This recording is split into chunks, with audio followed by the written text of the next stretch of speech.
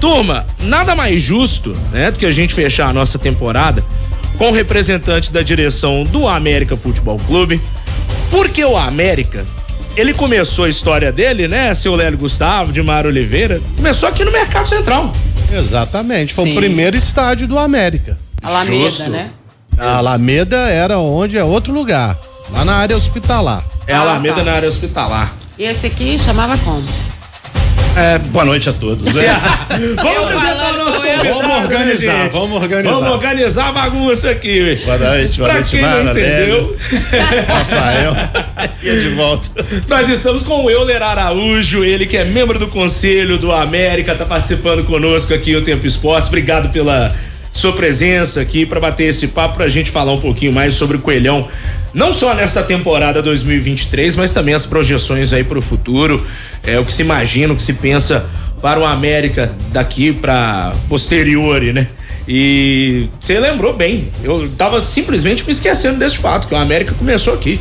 Mas deixa eu falar uma coisa, quem me fez errar foi o nosso querido presidente da SAF América, Marcos Salum. Olha só, que de Mara, esteve velho. gravando comigo, vou contar tudo, que esteve gravando com a gente nessa semana, Edvaldo.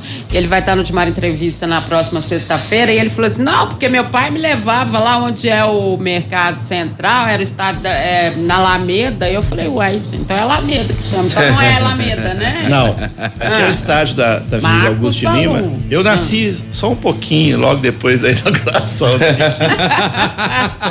Não me recordo muito bem. Mas foi aqui. Bem, primeiro um prazer muito grande agradecer o convite de estar aqui. E ainda mais no Mercado Central, onde a história da América se iniciou lá em 1912, né? Sensacional. Um local especial para os americanos. Não à toa que o Martinez foi apresentado aqui, né? Exato. Um dos gringos foi que mesmo, chegou pro América verdade. no ano passado, né, Euler? Isso. Foi uma forma de apresentar um jogador que até então era estrangeiro, né? É estrangeiro, mas de uma forma diferente, adquirindo o passe desse jogador, e fizemos um evento especial. Show de bola. Perguntas para Euler Araújo. O senhor quer começar? O senhor que é o setorista do clube aqui na FM. O tempo, Edvaldo. Muito obrigado pela deferência, viu? Boa noite para você, Euler. Obrigado por atender mais uma vez a FM O Tempo. Já citamos que o Martinez, um dos gringos, foi apresentado aqui no Mercado Central. No ano passado veio o Mastriani, veio o Benítez, jogadores que estão se destacando muito bem. E nesta semana a torcida ficou muito feliz, né? Outros dois gringos foram apresentados, o Javier, que é o volante uruguaio, e também o Burgos, que é o zagueiro argentino. Inclusive os dois já estão no BID, Boletim Informativo Diário da CBF, mas está faltando uma pequena documentação aí para terem condições de jogo. Mas o povo quer saber, Euler, o povo americano quer saber o seguinte: o artilheiro do campeonato argentino, o Beguete, qual que é a situação de momento? A América buscou mesmo esse jogador? O Burgos e o Javier já estão treinando, mas não tem condições ainda por conta do visto de trabalho. Então nós já estamos preparando a questão de CPF, entrada na Polícia Federal, tudo certinho. Então a gente acredita que na semana que vem já estejam regularizados. Contra o Palmeiras, mesmo que estivesse regularizados, eu acho que dificilmente estariam integrando o elenco, porque foram pouco tempo de treinamento. Com relação ao Veguete, nós fizemos sim uma sondagem ao jogador. O jogador tem vínculo com o time da Argentina. Hoje é a última partida do campeonato argentino. Ele está concentrado. Então as coisas ficaram paradas em virtude desse jogo, né? E amanhã a gente com certeza retoma o contato com o jogador. O que a gente faz? A gente primeiro pergunta ao jogador se ele quer vir. Claro. Né? E depois olha a situação com o clube para a gente poder entrar em contato. E aí se inicia a negociação. Por enquanto, a gente está aguardando essa partida para amanhã o Fred dar prosseguimento às conversas com o empresário e com a equipe lá da Argentina. Muito bom. Boa. E assim, como é que vocês pegaram referências dele? Ontem a gente estava brincando aqui a questão do DVD, né? Que Sim. todo mundo ficava olhando pelo DVD, nossa, ele é bom mesmo, né? E hoje, obviamente, a gente sabe que não é feito dessa forma. Vocês têm pessoas que fazem esse levantamento estatístico e tudo mais. Como é que vocês chegaram a esse nome? O Veguete, ele já tinha sido artilheiro do campeonato da 2ª divisão da Argentina no ano de 2021, né?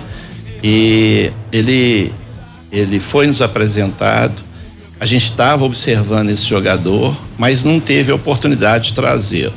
Aí nós tínhamos no elenco o Henrique, o Wellington, né? O Aloísio, e trouxemos também o Mastriani. Então, nessa composição do início do ano, nós entendíamos que estavam muito bem servidos de centroavantes. Quando foi agora na janela, o que acontece, Mara, é o seguinte: você faz um planejamento para a formação da equipe, que é o que a gente fez, e estabeleceu, junto com a comissão técnica, o que era necessário. Depois desse planejamento, é muito difícil no futebol você acertar 100%. Chega a janela, é uma oportunidade de você encontrar jogadores que atendam à necessidade. No caso, por exemplo, do Javier, era um volante com as características que a gente necessita do elenco.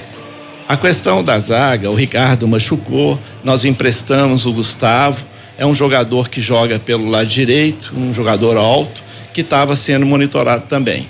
E o Veguete, ele tem uma característica diferente do Mastriani e dos jogadores que a gente tem. É um centroavante muito combativo, é um jogador assim que ataca muito a bola, é um jogador de área muito voluntarioso, e a gente espera, se der certo, né, contar com ele no elenco. Mas é isso, viu, Dimara? A gente tem um setor de análise, eu já disse isso há 2 anos atrás, o América não tinha nenhuma expertise com o mercado sul-americano.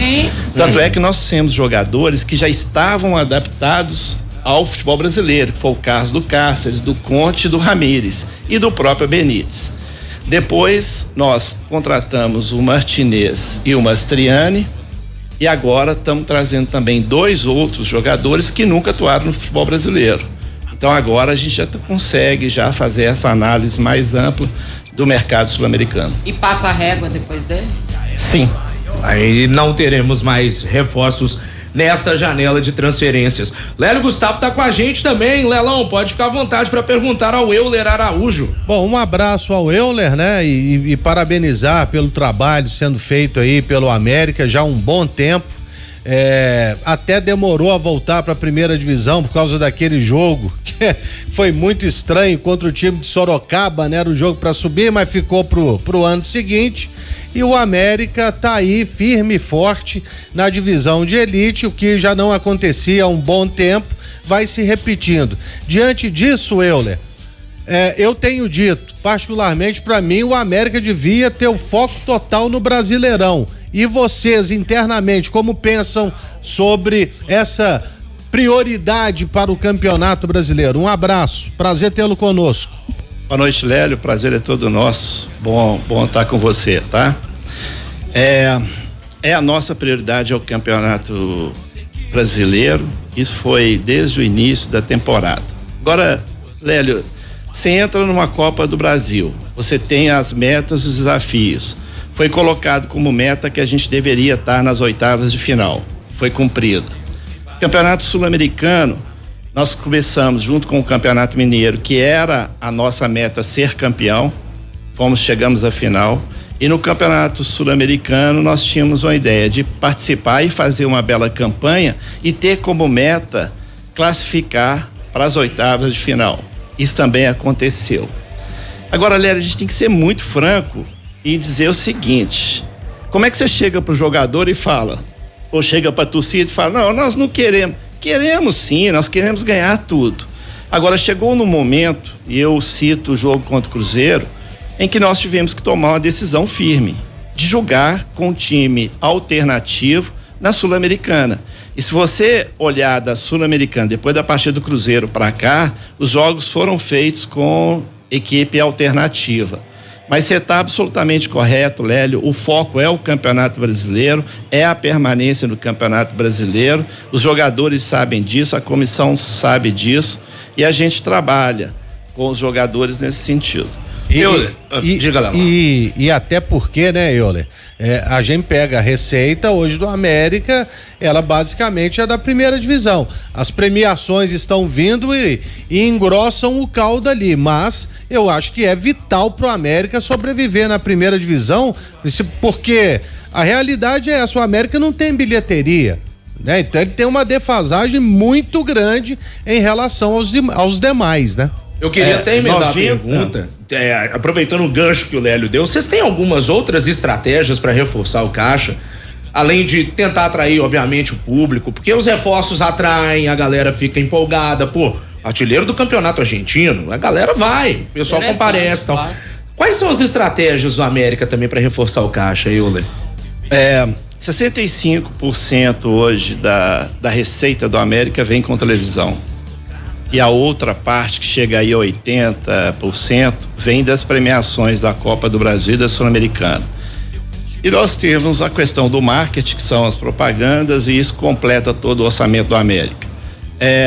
No orçamento nosso, a renda de público, ela é negativa. A gente orça prejuízo nesse item.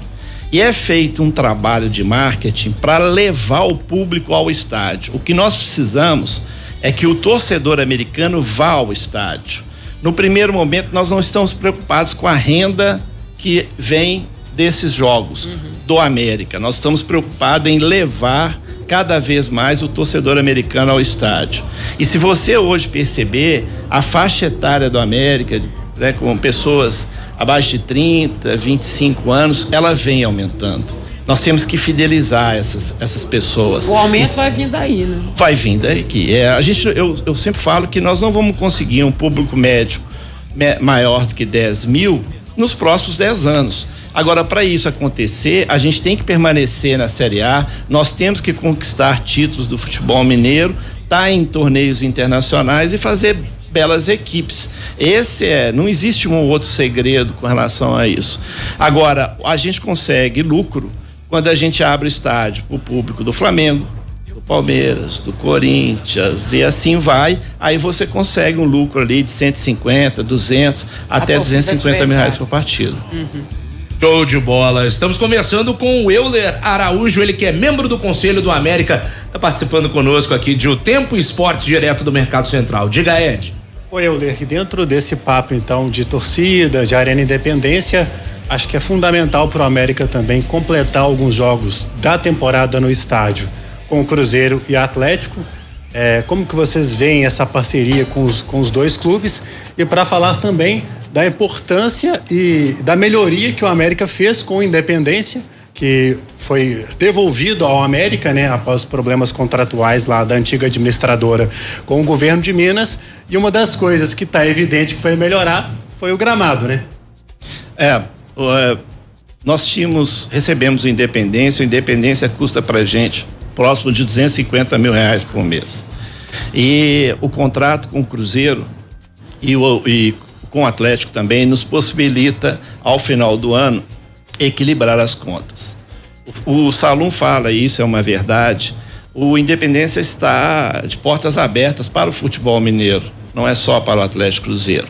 O que a gente sempre tem que avaliar é a condição do gramado. É impossível hoje você ter 7, 8 jogos no mês e o gramado ficar em perfeitas condições.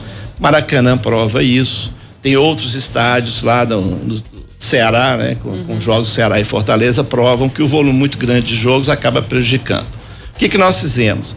Nós contratamos uma empresa que é referência na América do Sul em gramados, ela que cuida dos melhores gramados do Brasil, Beira-Rio, o estádio do São Paulo, Morumbi, os estádios lá em Goiânia, o estádio da Chapecoense.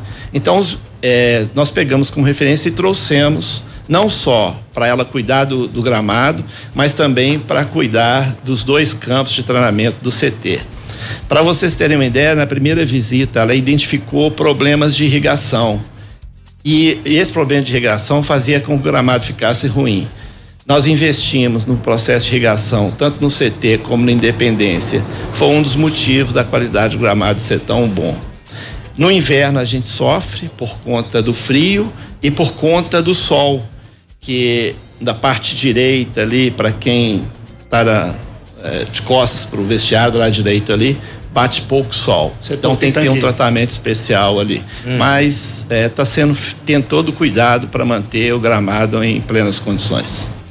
Tá um verdadeiro tapete, maravilhoso. viu? Que bom que existe essa preocupação, né? Porque quando a gente fala em profissionalização, né? Em futebol profissional, inclui o gramado, tá, gente? Só para lembrar, né? A superfície de jogo é simplesmente onde acontece o jogo, né? E o Independência veio numa boa hora também, em contraste com esse período complicado que vive o Mineirão, né? Pois é. Agora, só me chamou a atenção uma coisa, não sei se vocês notaram também, você falou do contrato com o Cruzeiro, que a gente já tem conhecimento e tal. Existe um contrato com o Atlético também? É por partida, né? O Atlético nos solicita com antecedência 20, 30 dias, a gente faz um contrato por partida com o Atlético.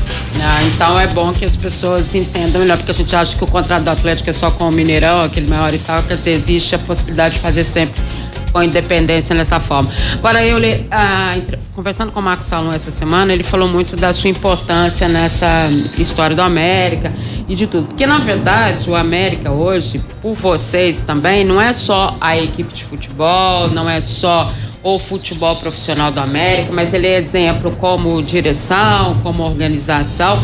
E mais do que isso, né? Tem no Salum um dirigente hoje que é considerado um dos principais dirigentes do Brasil, né? E como é que convive com o Salum e auxilia o Salum? Na verdade, eu já tenho pelo Salum uma amizade muito grande e uma relação de amizade que começou na época do Conselho Deliberativo. Pela primeira vez nós estamos tendo a oportunidade de trabalhar junto. Eu considero o Salum não só como dirigente, mas uma das principais lideranças do futebol brasileiro. Eu acho que ultrapassa a questão de dirigente, né? Sim. E ele é muito respeitado, tanto dentro da CBF como em outras equipes. Eu sempre tenho a oportunidade de viajar, converso com os outros dirigentes, sempre cita e sempre me perguntam, cadê o Salum? Ele é uma referência realmente. O que eu conversei com ele é o seguinte: o dia a dia do futebol, ele consome muito. Ele é muito difícil e o Salum tem outras atividades, além da atividade empresarial, ele cuida também da questão da liga e ele é muito requisitado para isso. Todo dia. Então, eu tô lá no dia a dia do futebol, vou praticamente todos os dias ao CT, assisto ao treino, tô diretamente com a comissão técnica para tentar suprir aquelas necessidades e resolver aqueles problemas do dia a dia. Diretamente ligado ao futebol, eu e o Fred Cascaro. Além disso, a gente cuida de algumas partes administrativas, como, por exemplo, só para te dar uma ideia, nós estamos agora implantando um sistema de custos e orçamentos na América, que vai possibilitar, por exemplo, eu saber quanto custa efetivamente um jogo no Independência. A gente tem isso de forma bem improvisada. Assim. Eu diria que não é totalmente precisa, mas existem outras atividades no clube que é necessário, na hora que você fazer o orçamento e fazer o acompanhamento, você tem um sistema. O que acontece, Gemara, é o seguinte: você tem um futebol lá em cima e você tem uma parte que ela independe do resultado de campo, que é o que você falou, que é o profissionalismo. Pessoas capacitadas, que entendam o processo, que dê ao ambiente do futebol uma condição favorável para que os jogadores se motivem, que é o que eu acredito. Você tem um ambiente profissional, tranquilo, como é o ambiente do América, facilita muito o dia a dia do treinador e da comissão técnica. Eu sempre digo isso e falo e repito, pela minha experiência profissional, que o resultado só vem diante de um ambiente bom. E ambiente bom é quando as coisas estão organizadas, quando o salário está em dia, quando as coisas funcionam, quando a logística ela é perfeita, na hora de chegada, na hora da saída. E o jogador, ele vê esse ambiente de organização. Sim. Ele vê esse ambiente a ponto de alguns chegarem pra gente e falar assim: olha, esse é o time em que é mais organizado com que eu já pude trabalhar. E olha que falta muita coisa. Não é fácil, né? Então, essa relação minha é essa. Estou diretamente com ele com o futebol. Nós resolvemos a coisa em conjunto, junto com o Conselho de Administração, que é importante ressaltar o trabalho do Glauco, do Ricardo, do Américo e do Alencar. Estão também no dia a dia com a gente, mas estou na linha de frente aí, a gente está muito alinhado. Discordamos de algumas coisas, mas a lealdade é tão grande que um conversa com o outro. Aquela ideia que sai ali, que é construída e é construída em conjunto, vamos pro jogo e cada um acreditando piamente naquilo que está fazendo. Convicção tem que ter. Com certeza. Mas eu acho que o Salum, ele e o próprio Caio, que é o irmão dele, acho que eles discordavam bastante também, viu? Verdade. Mas não tem como, né? Pelo menos chegarem a um denominador comum e o pensamento estiver alinhado, né? Agora, ô Rafa, só dá tempo de fazer mais uma pergunta ou não? Fica à vontade, Lelão. Euler. O América, como é que tá esse processo para ele se tornar uma SAF? Tá ainda tendo reuniões? Ou tu desistiu nesse primeiro momento dessa ideia? Em que pé está isso, Euler? Não desistimos não, Lélio. O América é uma SAF em que 100% das ações são da associação. E por que isso? Porque a qualquer hora chegar um investidor, ele coloca o dinheiro e vai adquirir um determinado percentual, tá? Nós temos já propostas, já foram colocadas, existe um trâmite por parte do investidor dele conhecer a instituição. Então é o seguinte, você tem uns números, isso é uma foto. Ele pega essa foto e vai saber se ela realmente é a realidade. Isso demora normalmente 2 a 3 meses. Esse grupo de investidores, eles já estão com a foto, eles já sabem que a realidade é igual à foto. Como, se não me engano, foi o Sérgio que me falou, não, foi o Ronaldo, que quando abriu uma gaveta achava alguma coisa sempre diferente. No América surpresa, não existe nenhuma gaveta em que ele vai abrir e não sabe o que tem dentro dela. Nenhuma surpresa. Isso. Agora o próximo passo, Lélio, é a gente conversar sobre o modelo de gestão, né? A gente sabe que ao você trazer um investidor, ele vai ter maioria. Ninguém vai colocar dinheiro para ter 49%. Ele vai ter que querer ter 51%. Então ele vai ter, eu não diria o poder, mas ele tem a última palavra. O que a gente quer criar é um modelo, e esse modelo seja confortável para o investidor, para que ele tenha retorno. Ninguém vai querer colocar dinheiro se não tiver retorno, e nós temos que ter a tranquilidade que vai haver desempenho no campo. Então a gente constrói uma meta de desempenho, ele vai criar uma meta de retorno financeiro e a gente constrói esse modelo. Eu acredito, viu, Lélio, piamente, eu estou mais otimista, o Salum também é otimista, mas um pouco mais moderado. Pé no chão? De que a gente vai dar prosseguimento agora no segundo semestre. É meta dele entregar o América já com essa proposta para avaliação do Conselho Deliberativo e do Conselho Consultivo, lembrando que a última palavra é deles e a gente vai levar essa proposta até o final do ano. Boa. Ô Euler, são muitos assuntos, né? E o papo vai rendendo bastante. Sobre o time, reação do Campeonato Brasileiro, tudo isso que o América vem enfrentando, inclusive alguns problemas de arbitragem que vem se repetindo. Dá pra gente citar alguns jogos nominalmente. Contra o São Paulo, no Morumbi, por exemplo. Fizemos esse jogo juntos. Isso. Absurdo. Unanimidade ali pra gente, eu, o Rafa e o Fernando, que era o nosso comentarista, aquele lance, né? A gente enxergou uma falta no Marlon, que originou o gol de São Paulo, depois também pênalti. Depois também teve um pênalti bem duvidoso.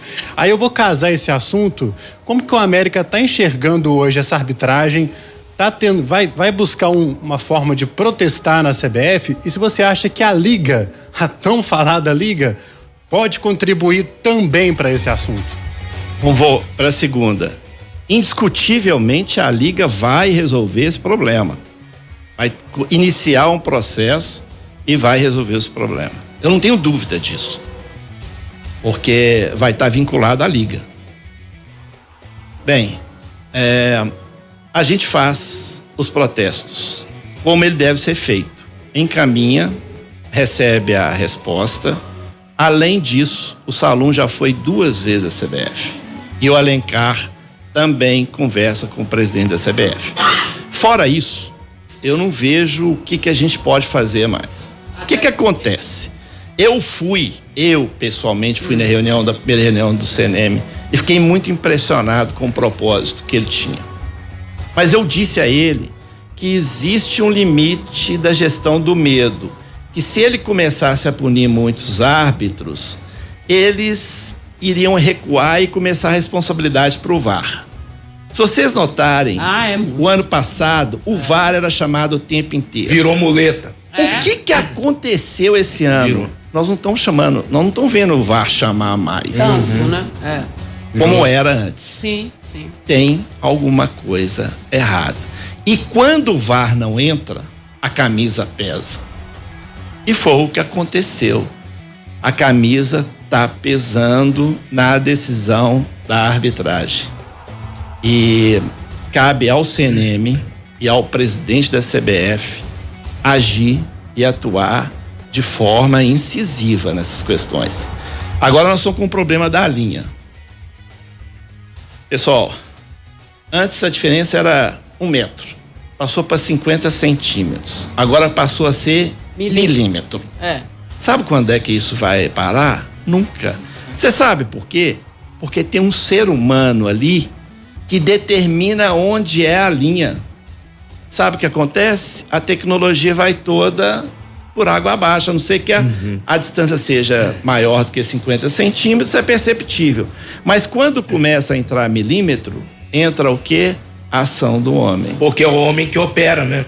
Desculpa, o homem que opera o VAR, né? Não, e o milímetro não tem nem como uma pessoa, um árbitro a olho nu, ele enxergar o milímetro. Ué, de que jeito? E pra gente pular para outro assunto, um pequeno parêntese. Maracanã, a camisa pesou, a gente percebeu isso. Mastriani, o pênalti que não marcado. O VAR não apareceu igual você citou, né? Aquele foi um pênalti escandaloso, né? E a gente ainda não tive acesso à conversa do VAR com o árbitro, pra gente poder saber o que aconteceu. Algumas. Mas nós já pedimos o ofício e solicitamos a gravação. Aliás, é bom relembrar aqui, né? O Atlético marcou uma reunião com o CNM não apareceu, né? A gente tem que dizer isso. As informações que a gente tem também são de que os dirigentes vão à CBF, mas dificilmente ou são recebidos por ele ou aí da CBF, né, tem alguma consequência, alguma explicação, alguma situação, ou seja, como é que você ocupa um cargo em que você tem uma responsabilidade desse tamanho, que é a arbitragem do futebol brasileiro, você não recebe seus clubes, você não discute, você não ouve, você não... Não tem como isso não, gente. Por isso é que eu acho que a Liga vai, pelo menos, minimizar muito. É porque a arbitragem fica com a Liga, né? Bom, a gente Justamente. Mais alguma pergunta, Lélio Gustavo? Não, de minha parte, eu estou satisfeito. Eu ia perguntar justamente sobre a arbitragem. O Euler falou tudo aí. É complicado. E houve uma campanha daquelas, né? De quem, inclusive, detém o direito de transmissão, né? Ou os direitos, que é a TV Globo e o Sport TV, contra o VAR. E agora tá essa porcaria aí, porque não tem como falar de outra maneira.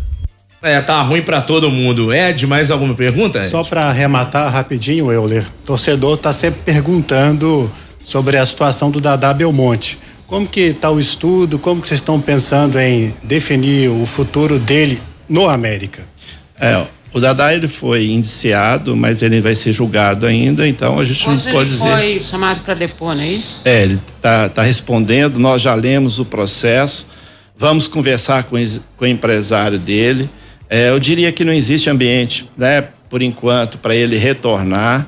Estamos estudando o caso dele com tranquilidade. Tem a janela até quarta-feira agora e vamos fazer tudo também para preservar o ser humano e esperar que a justiça decida se realmente ele tem ou não culpa. Como no caso dele, vocês compraram, né? Compramos junto a rescisão não é uma coisa que passou na cabeça de vocês? A gente vai, se optar pela rescisão, a gente vai ter que entrar em um acordo com o atleta, mas tudo com tranquilidade, porque também além da questão do ser humano, é um patrimônio, um ativo do clube. Justamente, né? Não pode queimá-lo. Então, dentro desse sentido, né, no momento, por enquanto, não ter esse ambiente, ele está afastado. Está sim, está afastado, até porque ele não tem cabeça nenhuma e está se preocupando com a defesa dele. É até melhor ele focar, porque isso pode prejudicar o próprio desempenho dele em campo, né? Ô Euler, gostaria de te agradecer imensamente pela sua presença aqui no Tempo Esportes, direto do Mercado Central de BH, lugar que tem muita história com o América. Boa sorte ainda na disputa da Copa Sul-Americana, vai pegar o Bragantino na quinta-feira, tem também o Campeonato Brasileiro e a gente sempre faz aquela corrente positiva. Se o Fred me botar na escala, eu te encontro lá no América e Bragantino. Acho que sou eu quem vai narrar o jogo, ainda não sei. É porque tem 15 dias que eu tô aqui no mercado, então não vou a Babita Camargos, mas a possibilidade. Daniel Seabra tá no jogo. Ele já vai voltar de férias, o menino Seabra? Lá. Então teremos o nosso ponto de apoio ali perto do Independência, que o Seabra mora do lado do estádio. Tá certo. É o nosso ponto de apoio. Eu estarei lá no Independência, já contra o Palmeiras. Rapidinho aqui uma mensagem, Euler, do Cláudio Aparecido, ó. Sou cruzeirense, mas admiro muito o profissionalismo do América, a organização. Parabéns, Euler e equipe. Um exemplo a ser seguido. Obrigado, Cláudio, um abraço para você. Aproveito para, agradecer esse convite fantástico, estou à disposição e muito obrigado por abrir esse espaço para a América. Sempre, portas sempre abertas. Euler Araújo, membro do Conselho do América, participou conosco aqui de O Tempo Esportes.